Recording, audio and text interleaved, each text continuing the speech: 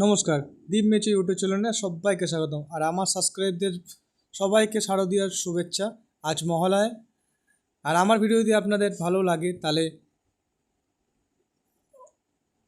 Like and subscribe করতে ভুলবেন না। তো আজ মহলের দিনে আমি গেছিলাম কোন্নগর সুভাষপুকুর।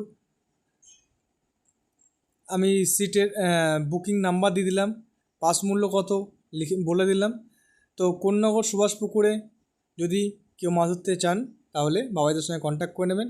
আর আজ মোটামুটি মাছ খেয়েছে, জানেন সবাই ওয়েদার খুবই খারাপ ছিল, সকালের দিকে বৃষ্টি, আকাশ মেঘলা, তা সত্ত্বেও পুকুরের রেজাল্ট খারাপ নয়।